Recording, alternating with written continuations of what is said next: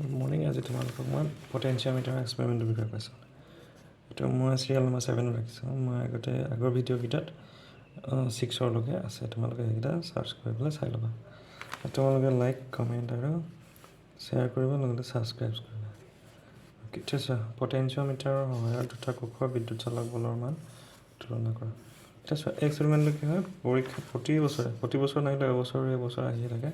পটেনচিয়মিটাৰৰ সহায়ত দুটা কোষৰ বিদ্যুৎ চালক বল তুলনা কৰা, বৰ্তনী চিত্ৰ অংকন কৰা বুলি আহে। নম্বৰ আহে 2। এইটো তোমাৰ প্ৰেক্টিকেলত আহে আৰু থিয়ৰিটো এই বস্তুটো আহি থাকে। সেইকাৰণে মই আজি ভিডিঅ'টো তোমালোকক দুয়োটাই কৈ দিছোঁ, থিয়ৰিত কেনেকৈ আহে আৰু প্ৰেক্টিকেলত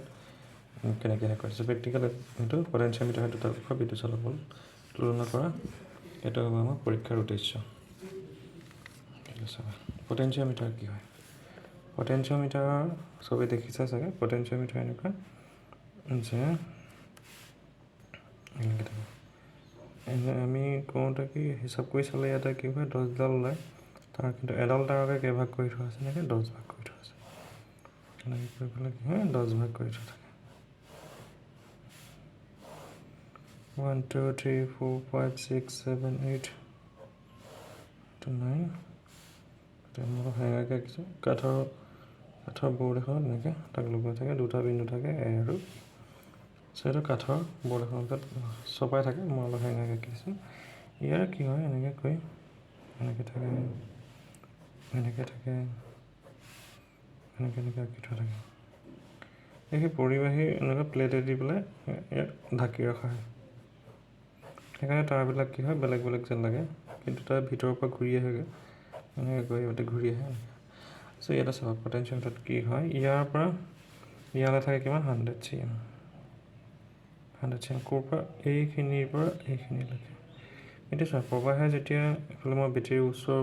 বিভৱৰ লগত এইফালে নিম্ন বিভৱৰ লগত যদি লগাই দিওঁ, কি হ'ব, প্ৰবাহ এইফালেদি গৈ এনেকৈ ঘূৰি আহি এনেকৈ যাব। কিন্তু ইয়াতে কি হ'ব চাবা, এইখিনিৰ পৰা এইখিনিলৈ আহোঁতে কি হয়, যিহেতু এই প্লেটখন পৰিবাহী, ইয়াৰ লগত সংযোগ হৈ আছে, চ' এই প্লেটেদিয়ে গুচি যাব। আৰু এই তাঁৰডালতহে ৰোধ আছে, নিম্নতম কম পৰিমাণৰ ৰোধ থাকে। এই ৰোধ ক'ৰ পৰা ষ্টাৰ্ট হ'ব, যদিও তাঁৰডাল ইয়াৰ পৰা ষ্টাৰ্ট হ'ব, এইখিনিৰ পৰা ৰোধ এইখিনি নাথাকে, ইয়াৰ পৰা ষ্টাৰ্ট হ'ব, ক'লৈকে থাকিব, ইয়ালৈকে থাকিব। তাৰপিছত আকৌ প্ৰবাহে কি হ'ব, এই প্লেট চাটা যিহেতু পৰিবাহী, এইফালেদিয়ে গুচি আহিব। এতিয়া কি হয়, এইফালেদি নগৈ পেলাই কি হ'ব, এইফালেদিয়ে গুচি আহিব। ইয়াৰ পৰা আকৌ ক'লৈ ৰোধ ষ্টাৰ্ট হ'ব, ইয়ালৈকে ৰোধ পাব। তাৰপিছত আকৌ এইডোখৰ যদিও এইফালে এনেকৈ তাঁৰডাল আছে, এইখিনিৰ পৰা এইখিনিলৈ কি হয়, ৰোধ নাথাকে, কাৰণ এডাল পৰিবাহী প্লেট চাটাই দিয়ে প্ৰবাহ গৈ ইয়াত পাবগৈ। এডোখৰৰ পৰা এডোখৰলৈকে হয় ৰোধ নাথাকে। আকৌ ৰোধ ক'ৰ পৰা ষ্টাৰ্ট হ'ব, ইয়াৰ পৰা হ'ব। চ' ইয়াৰ পৰা ইয়ালৈ যিটো 100 চেণ্টিমিটাৰ আছে, এইখিনি অঞ্চলতহে ৰোধ থাকিব। বাকী ইয়াৰ পৰা ঘূৰি অহা এই অঞ্চলত কি হয়, ৰোধ নাথাকে। কাৰণ পৰিবাহী প্লেটেদি কি হয়, নিজে প্ৰবাহ গুচি যায়, কোনো বাধা নোহোৱাকৈ গুচি যায়। ৰোধ মানে কি, বাধা, কোনো বাধা নোপোৱাকৈ গুচি যায়, যিহেতু প্লেটকেইখন কি হয়, পৰিবাহী প্লেট। চ' এইটো হৈছে কি, পটেনচিয়মিটাৰৰ তাঁৰকেইডাল বা সঁজুলিটোৰ ভিতৰত কি আছে, সেইখিনি হ'ল এইখিনি। ইয়াতে কি হ'ব চোৱা, ইয়াতে স্কেল দুপাত থাকে। চাবা, এইফালৰ পৰা এডাল স্কেল ষ্টাৰ্ট হয়, এইটো কি হয়, 1 এনেকৈ 2 গৈ থাকে। আৰু এইফালৰ পৰা এডাল স্কেল আছে, সেই স্কেলডালত কি হয়,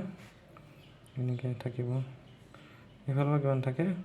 1 2 এনেকৈ থাকিব। এইডাল আহি পেলাই ক'ত শেষ হ'ব, মানে 99। নেক্সট কি হয়, নিলিখিলেও এইটো গম পাম আমি কি, 100। এডাল গৈ ক'ত শেষ হ'বগৈ, এনেকৈ গৈ লাষ্টত ক'ত শেষ হ'বগৈ, 99 গৈ 100ত গৈ শেষ হৈ যাব। চ' এনেকুৱা থাকিব। এতিয়া চোৱা, এই দুপাত স্কেল দিয়াৰ কাৰণটো কি, যেতিয়াই প্ৰবাহ এইফালৰ পৰা গৈ আছে, আমি কোনোবা এটা বিন্দু চাইছোঁ, এই বিন্দুটো কিমান দূৰত্বত আছে, তেতিয়া কি হয়, এইফালৰ পৰা ষ্টাৰ্ট হোৱা স্কেল এইডালৰ পৰা হিচাপ কৰিব লাগিব। যদি আমি এইফালেদি গ'লোঁ, যদি এইফালেদি ঘূৰি অহা এনেকুৱা মানত সেই বিন্দুটো আমি চাবলৈ বিচাৰিছোঁ, তেতিয়া কোনডাল স্কেল ল'ব লাগিব, এইফালৰ পৰা ষ্টাৰ্ট হোৱা স্কেল কোনডাল আছে, ওপৰডালৰ মতে যে নম্বৰ ঘৰত পৰিছে, সেই ঘৰৰ সংখ্যাটো আমি ল'ব লাগিব। ঠিক তেনেকৈ আমি দেখিম যে এইডাল তাঁৰত যদি কোনোবা এটা বিন্দু আমি চাইছোঁ, এইটো কিমান দূৰত্বত আছে, তেতিয়াহ'লে মই কি কৰিব লাগিব, এইটো প্লাছ এইটো হৈ পেলাই প্লাছ এইফালৰ পৰা যিটো ষ্টাৰ্ট হৈছে স্কেল, এইডাল স্কেলৰ এই বিন্দুটোৰ দূৰত্বটো কিমান, সেইমতে উলিয়াব লাগিব। আমি চাম যে 1 3 5 1 এইফালৰ পৰা গৈছে নহয়, 2 3 5 7 9, এইকেইডালৰ কাৰণে কোনডাল স্কেল ল'ব লাগিব, তলৰটো। আকৌ 2 নম্বৰডাল এফালৰ পৰা ঘূৰি আহিছে, তো 2 4 6, 8, 10 তাৰ কাৰণে কোন হ'ব এইফালৰ পৰা অহা যিটো এইফালৰ পৰা আহিছে গতিকে এইফালৰ পৰা অহা স্কেল ওপৰডাল আমি কি হয় ল'ব লাগিব চ' এইখিনি কথা মনত ৰাখিলে হ'ল এতিয়া আমি চাম এই 10ডাল তাৰক 10 ভাগ কৰি থোৱা যিটো তাঁৰ সেইটোক আমি লিখোঁতে চিহ্ন হিচাপে লিখিলে কেনেকৈ লিখোঁ এনেকৈ এইটো চামেশ্যন টাইপ এনেকৈ যেতিয়া মই লিখিব আমি গম পাম যে ইয়াতে কেইডাল তাঁৰ সোমাই আছে এইখিনিৰ ভিতৰতে 10ডাল তাঁৰ সোমাই আছে চামেশ্যন মানে যোগফল পিছত কেইডাল তাঁৰ সোমাই আছে 10ডাল তাঁৰ ইয়াৰ ভিতৰতে আছে এই গোটেই সঁজুলিটো চিহ্নৰেদি বুজালে এনেকৈ লিখিম এইটো নাম দিলে কি A B এতিয়া চোৱা এতিয়া যিটো পৰীক্ষাত আহে বুলি ক'লোঁ মই দুটা কোষৰ বিদ্যুৎ চালক বল তুলনা কৰা বৰ্তনী চিত্ৰ মই ইয়াতে পটককৈ আঁকি দিব পাৰিম চ' এইটো এইটো দিলোঁ নহয় এনেকৈ দিলোঁ এইটো মই এটা ৰিঅ'ষ্টেট দিলোঁ এনেকৈ দিলোঁ হ'ব এইটো বেটেৰীৰ লগত লগাই দিলোঁ ইয়াত চাবি এটা লগাই দিলোঁ ইয়াত এমিটাৰ এটা লগাব পাৰি এটা এমিটাৰ লগাই দিলোঁ এনেকৈ প্ৰতিটো কোষৰে অকল এটা মনত ৰাখিলে হ'ল প্ৰতিটো কোষৰে যিডাল ধনাত্মক চাইড থাকিব এই বিন্দুলৈ আনিলে হ'ল এতিয়া সেই কোষ দুটা এনেকৈ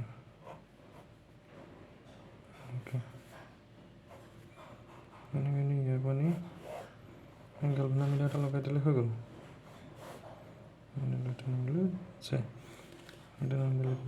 E1 E2 দুমুখীয়া চাবি এইটো মই ইয়াত লগাই দিলে প্ৰবাহ এইটো ৰাস্তাত চলিব এইটো মই ইয়াত লগাই দিলে প্ৰবাহ এইটো ৰাস্তাত চলিব এইটো লগাই দিলে ইয়াত নাম্বাৰ চেগমেণ্ট 2 মাৰ্কছ এতিয়া মই প্ৰেক্টিকেল কথাটো লাগিছোঁ প্ৰেক্টিকেল কথাটো কি হৈছে বা প্ৰেক্টিকেল কথাটো এনেকুৱা হ'ব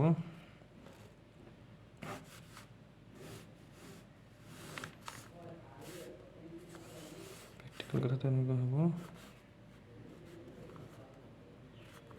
মিটাৰ কাৰেণ্ট প্ৰভাৱ বৈছে নাই চাবলৈ কাৰণে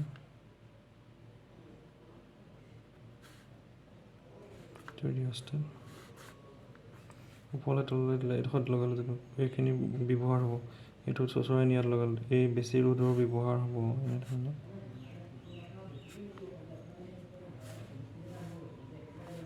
এইটো কি এটা লগালোঁ এইটো বেটেৰী লগালোঁ প্লাছ মাইনাছ অথনিৰ নিচিনা আকাৰৰ দৰে একেই এইটো নাম দিলোঁ এতিয়া এইফালেদি গৈ পেলাই লগাইছিলোঁ কি লগাইছিলোঁ মই E1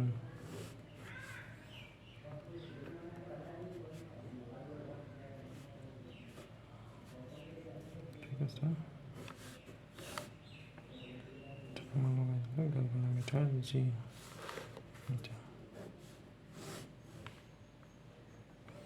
লগাই দিলোঁ জকি নাম দিলোঁ কি A B এতিয়া চোৱা প্ৰবাহ ইয়াত কি হ'ব মই এইটোৰ নাম দিলোঁ কি E1 এইটোৰ নাম দিছোঁ মই E2 এইটো plus minus plus minus plus minus এতিয়া চোৱা কি হ'ব এই ৰিঅ'ষ্টেটটোৰ কাম কি হ'ব ৰিঅ'ষ্টেটটো হ'ল এফালে যোৱা প্ৰবাহে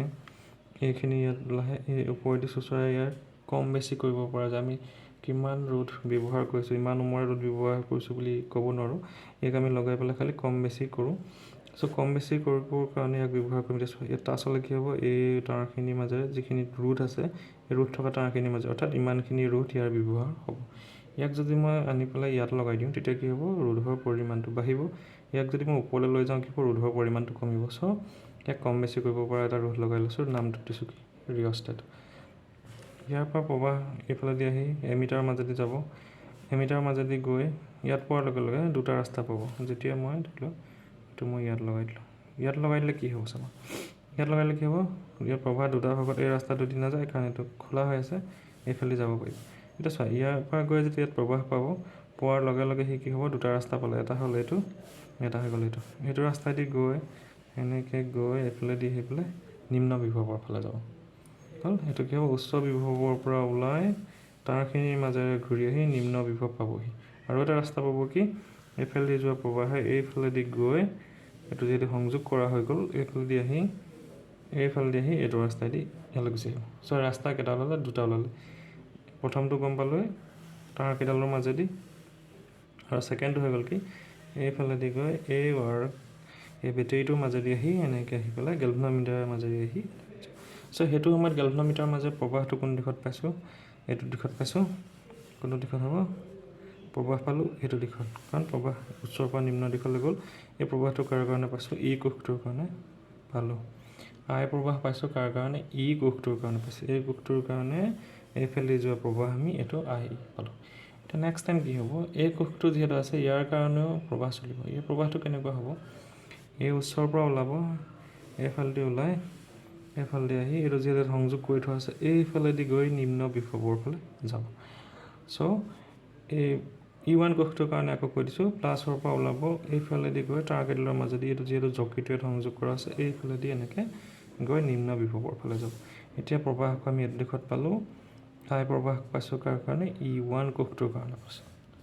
আৰু E1 কোষটোৰ কাৰণে পালোঁ এতিয়া একেটা সময়তে কি হ'ব গেলভানোমিটাৰৰ মাজেৰে ই কোষটোৰ কাৰণেও আই ই আৰু E1 কোষটোৰ কাৰণে কি হ'ব আই E1 এই দুটা প্ৰবাহ পাইছোঁ গেলভানোমিটাৰৰ মাজেৰে এনেকৈ গেলভানোমিটাৰৰ কি হয় মাজতে 0 থাকে এইফালে কিহলৈকে থাকে 30 লৈকে থাকে এইফালে কি হয় 30 লৈকে থাকে চ' কাটাডাল কি হয় 0 থাকে এটা প্ৰবাহ এইটো প্ৰবাহৰ কাৰণে যদি কাটাডাল মই এইফালে পাইছোঁ এইটো প্ৰবাহৰ কাৰণে কাটাডাল মই এনেকৈ পাম